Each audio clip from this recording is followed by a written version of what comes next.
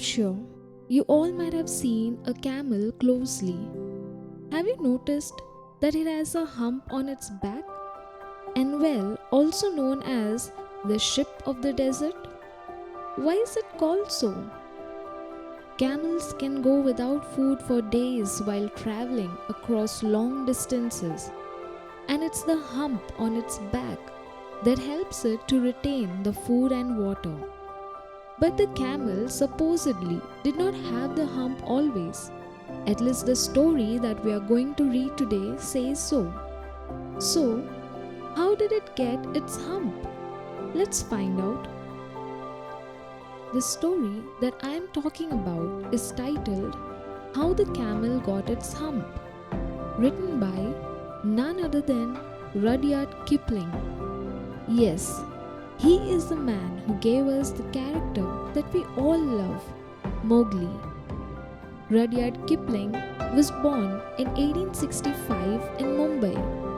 He completed his education in England at the United Services College and returned to India in 1882. A prolific writer that he was, he quickly achieved fame as a short story writer. Kipling glorified the British Empire and the common soldier in his works Plain Tales from the Hills, Soldiers 3, and Barrack Room Ballads. In 1894 appeared his Jungle Book, which became a children's classic all over the world. Kim, the story of Kimball O'Hara and his adventures in the Himalayas, is perhaps his most felicitous work.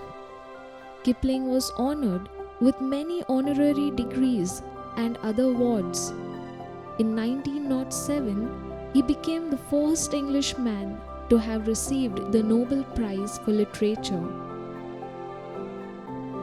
Well, coming back to our story, How the Camel Got Its Hump, is a story from one of Rudyard Kipling's collections called Just So Stories.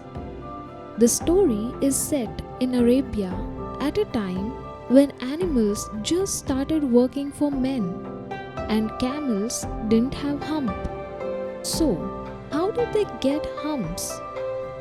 The author tells us about the time when the world was new. Man was just beginning to learn the art of domesticating animals.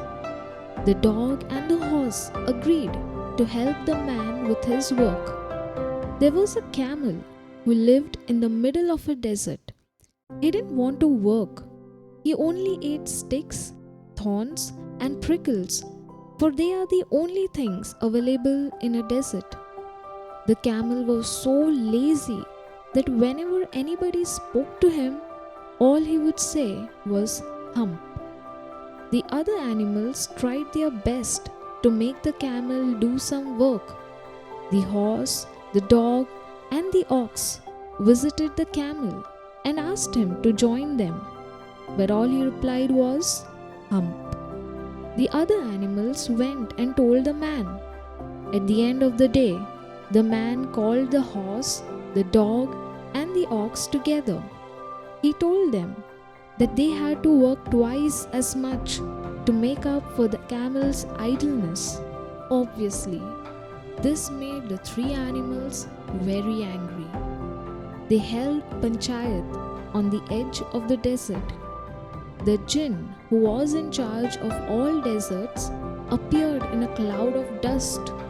The jinn promised to look into the matter and teach the camel a lesson. The jinn went in search of the camel and found him looking and admiring at his own reflection in a pool of water. Even when the jinn inquired about his idleness, all the camel said was hump. The jinn warned the camel not to say hump too often, but the camel ignored and said hump again. The jinn told him that his laziness has led to the other animals working overtime, which was not fair. Yet again, the camel said hump. with all the indifference. Although the jinn warned him against saying hump, he did so again. Finally, when the camel saw its back, it had puffed up into a great big hump. The jinn told him that the hump was a result of spending 3 days without doing any work. The purpose of the hump was to make up on the 3 days of work that the camel missed. With the hump on his back, the camel could now work for 3 days without eating. And that's how the camel got his hump. Until today, we see camels carrying the hump on their backs and traveling across deserts for days without food. In this story, How the Camel Got Its Hump, Rudyard Kipling brings out the theme of laziness effectively. The camel in the story wouldn't do any work at all. Owing to his idleness, the other animals had to work double time. This being unfair, the jinn punished the camel by giving him a hump, which would help him work more to make up for the 3 days that he missed out on. So, the main idea here is to make the readers understand the importance of hard work. Laziness will not lead us to success. In fact, by avoiding work, we will end up piling lot more than we can do. If you remember in the last poem, The Ant and the Cricket, we were introduced to the theme of being resourceful and hardworking creatures, about being self-sufficient, that one should not be negligent about the future. Thus, I would like to conclude by narrating to you a short story. Once upon a time, there was a very lazy man who would always look for an easier way to feed himself. One day, while he was searching for something to eat, he saw the fruit farm. He looked around and didn't see anyone guarding the fruits on the tree, so he quickly decided to steal some fruits. But as soon as he walked into the farm and started to climb the tree, the farmer saw him and started coming at him to catch him. The lazy man saw the farmer coming at him with a stick. He got afraid and ran towards the forest nearby and went inside to hide. After some time, he started to move on from the forest, and while passing through, he saw the wonderful scene. There was a fox. It had only 2 legs and still was crawling on them happily.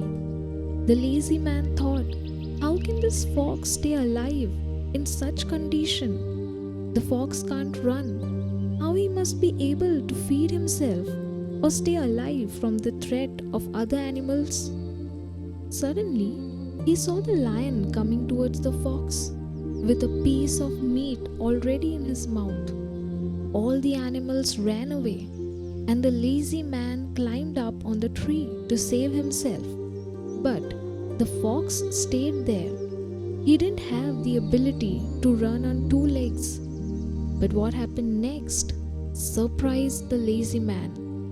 The lion left a piece of meat which was in his mouth for the fox. The lazy man felt happy seeing God's play.